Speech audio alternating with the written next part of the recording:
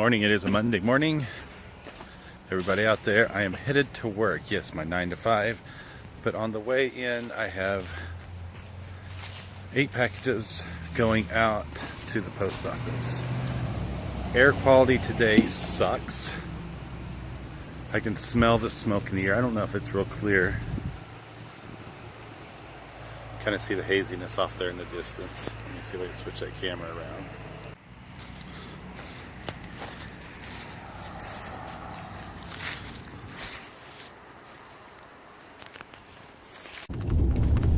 So yes, we are in the middle of fire season. We get to celebrate 5 seasons out of the year here in North Idaho. We have spring, winter, fall, summer, and fire season. You can kind of see the haziness. It's not quite as bad as we saw it last year, at least not yet, but you can definitely smell campfire in the air. I mean, that's what it smells like. It smells like you're out camping, but you're just going to work, going to the post office, going wherever. Like I said, this morning I had 8 packages going out. Pretty decent weekend as far as sales are concerned.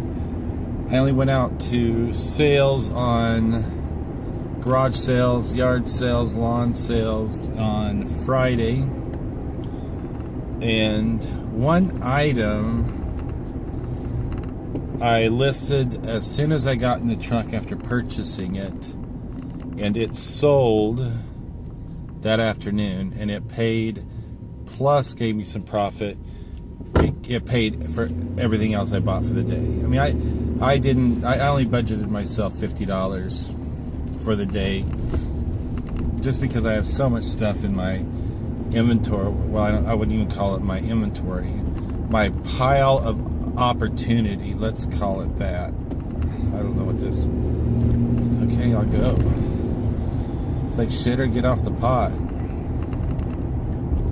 But yeah, so I continue to source just because I enjoy it. That's the fun of this business, the fun of the hunt. But I can't, unless I see something overly spectacular that I would have to run to the bank and withdraw some more money. I budget myself when I'm outsourcing, and that is simply because I have so much stuff that I have to clean out that I can't afford to build to that pile of opportunity. Yes, I am not using a death pile. A death pile means it's gone. Let's call it what it is. Piles of opportunity.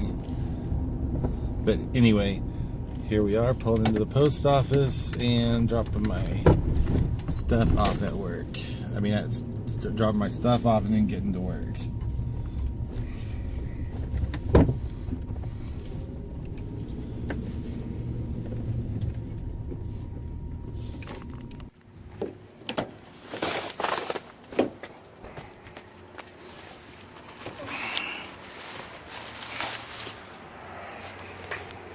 Well, that was embarrassing, opening up the door and all my packages fall out. Who is this guy? This rookie eBay seller shipper. I like to throw all my packages around a little bit just to make sure that they're packaged securely. Figure if they could survive a couple tosses around the old homestead, throwing them in the truck, kicking them around, playing kick the can or kick the package into the post office. If it doesn't rattle, drop it in the box and let it be on its merry way. I have thrown a package or 2 around just to prove that I had faith in my shipping or my packing ability. Well, I'm headed to work right now. Actually, I'm going to have to pause this conversation because I have to jump on a call.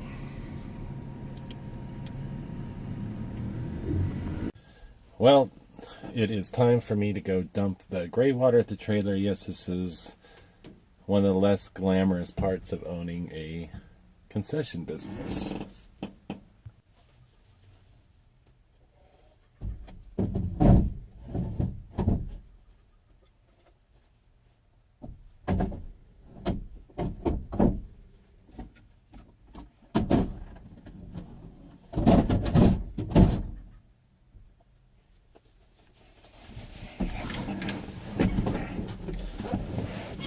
I should have taken care of this yesterday.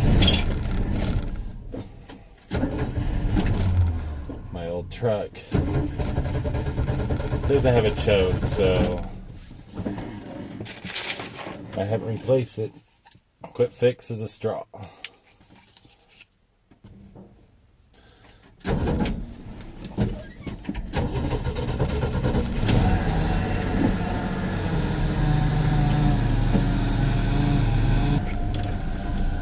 Well, hopefully the noise from my old truck and road noise doesn't make it to where you cannot hear me. But yeah, I lost the automatic choke on this truck quite a while ago. It's just not something that I just haven't dealt with. I don't drive this truck all the time, but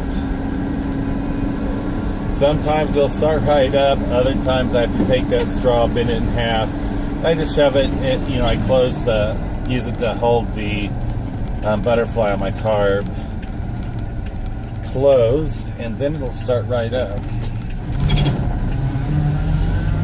As you can see, I think I have a power steering leak. It's still a power steering, but it's a little noisy. As I was saying, one of the things about this concession stand, probably the thing I hate the most, is the fact that I have to dump the gray water and refill my fresh water, I would say every 2 days, just to be safe. And I've just got one of those portable tanks right there. And there's a call. I don't even know where I was before I got the call. Let's focus on the road, not on the hood of my truck. But yes, one of the least glamorous parts is I have to go down, dump the water. I showed you the portable gray water tank. So I'm going to go down, do this, and then get back to the office. Let's consider this my lunch break. You can definitely see past my filthy windshield the smoke. It may not come across super evident in the video. Maybe once we get down to the lake, you'll see it. Look at that little tugboat. An old tugboat. So beautiful down here.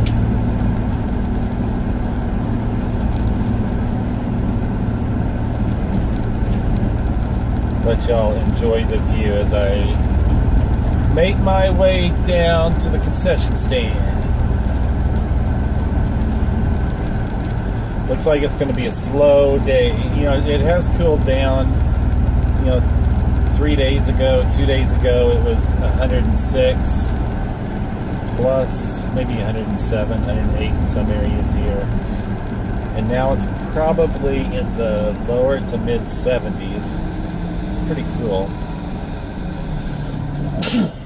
Excuse me. This smoke really plays havoc on my allergies. I did not take my allergy medication today. Hopefully I can hold some of that sneezing back. Years ago, this particular lake had, they changed this, how you go in here. This road used to go right off into the boat launch. And you actually did have people in the middle of the night drive into the lake. so they've kind of changed the way you come in here. Oh, look, somebody's got dogs. Yeah, look off into the distance. You can't see very far across the lake. We got a little doggy.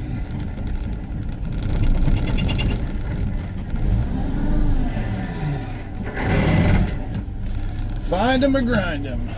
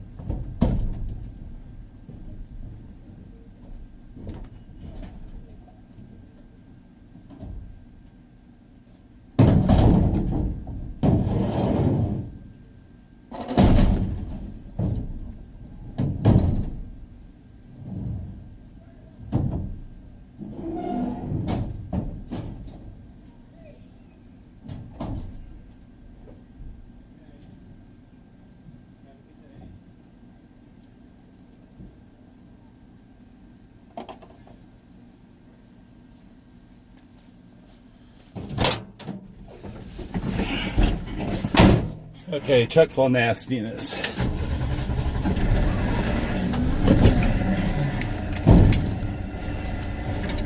You're good.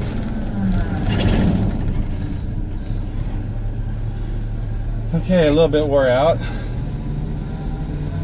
What happens? Those little metal pieces that you can put on the end of a 2x12 make awesome ramps.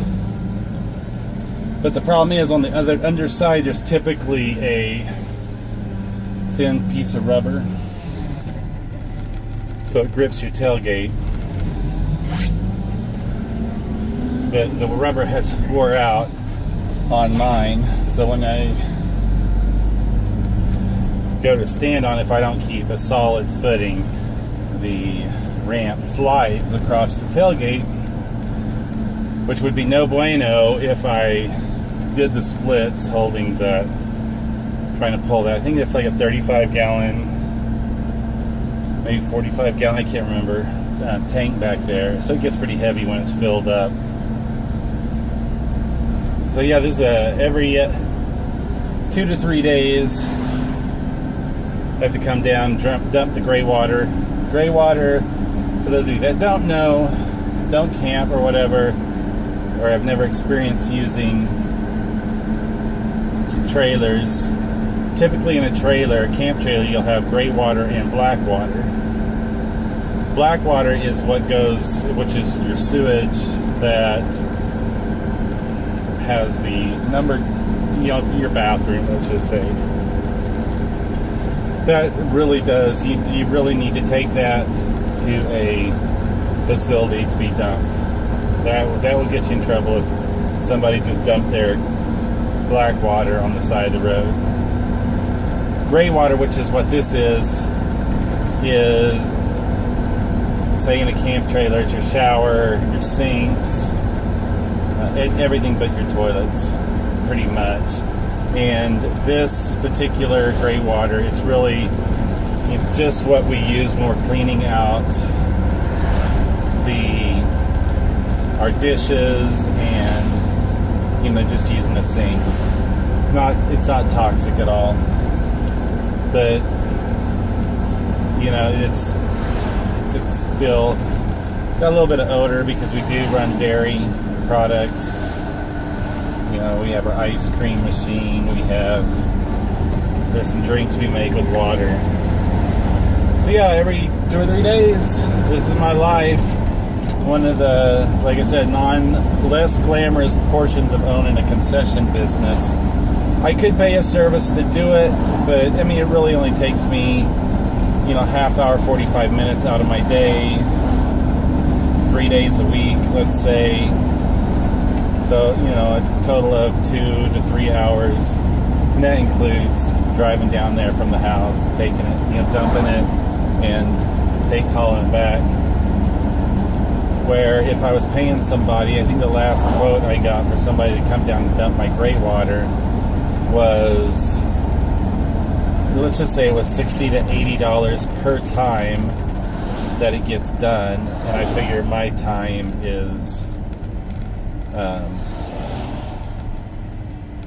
I can make that sacrifice of my time to save a couple of $100 a week just to dump gray water, especially when it's so close to the house.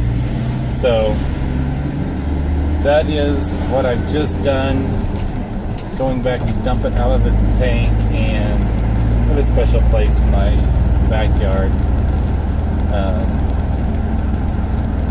And I'll be back off to the office. So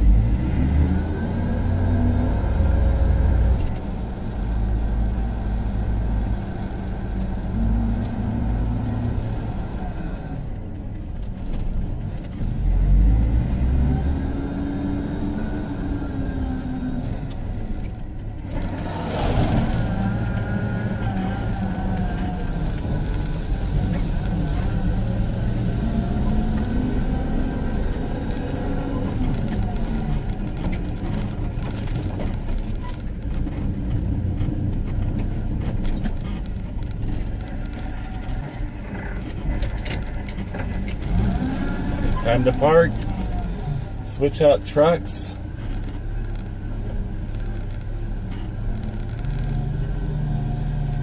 and head back to the office.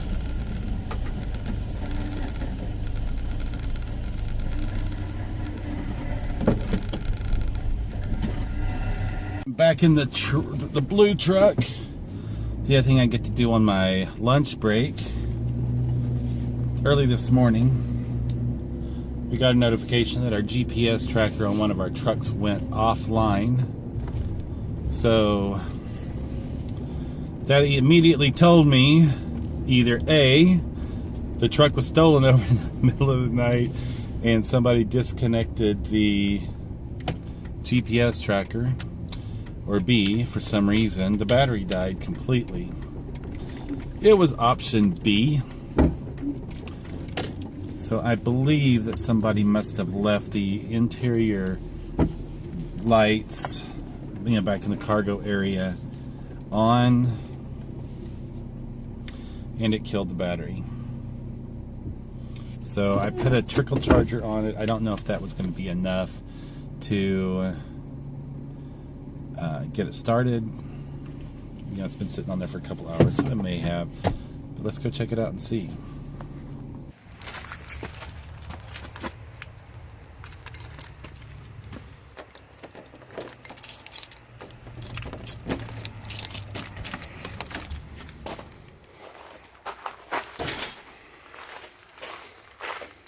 This is typically what we go through in cardboard, I don't know, every couple of days.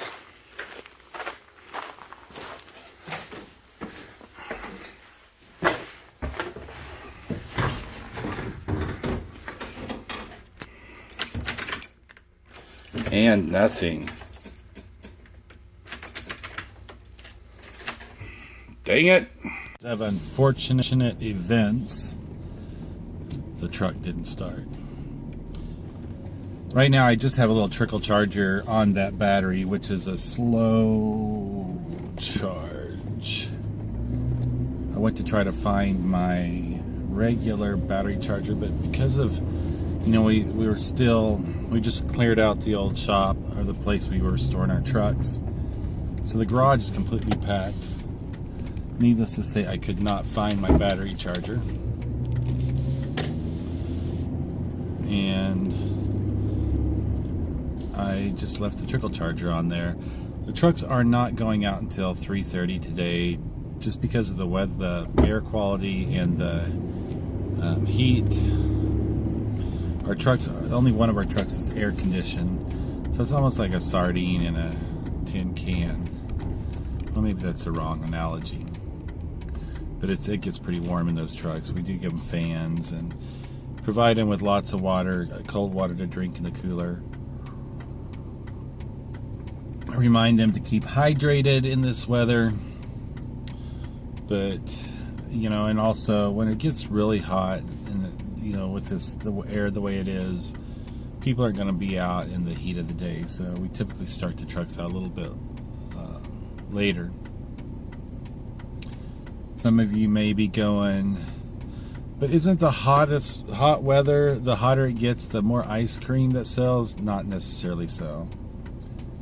At least here in our area, the temperature doesn't typically get in the triple digits, but when it does, really anytime it goes above 90, people are hunkered in because they're not used to it. They're hunkered in their house with the air conditioner on, and it takes driving really slow to get them to come out of their hole and buy ice cream. Typically we like to see weather in the 70s and the 80s, but usually when it gets hotter, the beach helps pick up where the ice cream trucks are slacking. But with all the smoke in the air, but people aren't really going to the lake either. So, you know what? I think I'm going to go pick up I picked up a couple of pictures at the auction last week. I ended up getting busy doing something with the business. I can't even remember, but I did not pick up my items on Friday. So I think I'll swing in there right now. Like I said, I think I ended up winning some pictures. I did all the items that I was bidding on. I kind of missed out because, like I said, I got busy doing other things, so I wasn't able to monitor the auction. But this time of year is where as a reseller you want to be focused on buying up some inventory that might help you, carry you through when garage sale season ends and you might have limited sourcing abilities. I am focusing more time where it's needed, and that typically ends up with the ice cream business and concession business. So unfortunately there have been quite a few weeks, I'd say about 3 or 4 weeks in the past couple months, that I ended up not being able to watch the auction and ended up missing out on quite a few things. But I did get a couple of my $3 bids pulled through, so we'll see if I can make any money off of that. Pulling in right now.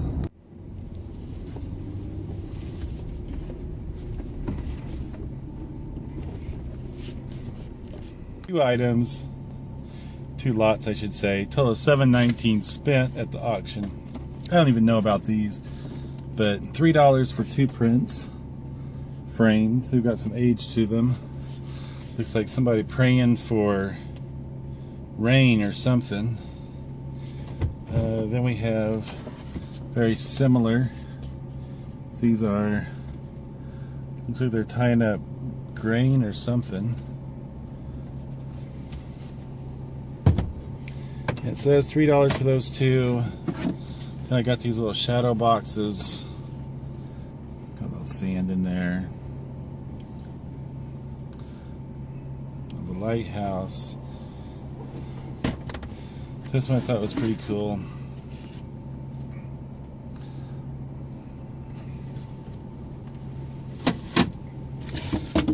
And then another one.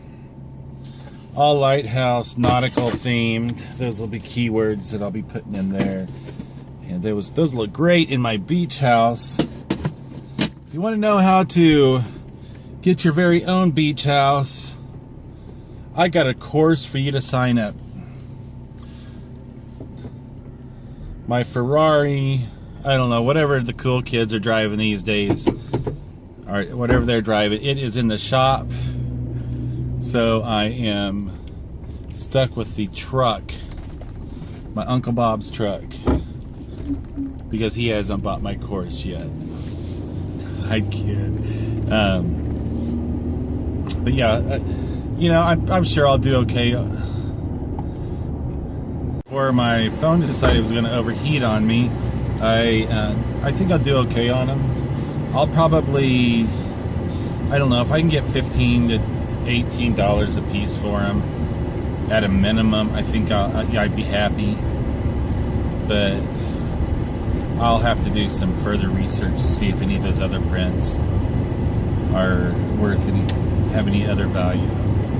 And maybe I won't even get that, but like I said, for $7.16, I'm trying to experiment with different arts and print, and just so that I'm forced to learn it a little bit more, because I have done pretty well on some artwork, but I've got some others that just sit there. So I definitely want to try to avoid the stuff that sits there.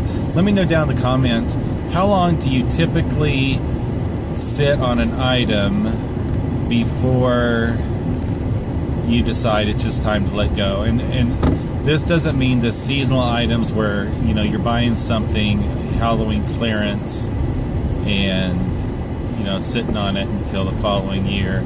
I'm just talking about how long do you let something sit there before you realize this isn't going anywhere, and then when you decide you're not going to pay listing fees or let it take up space in your free listings, what do you do with it? Let me know down below. I'll be interested to see what everybody else does. Anyway, that is it for the day. Got to get back to the office. Hope y'all are doing great, wonderful, and we'll catch y'all later. Peace out.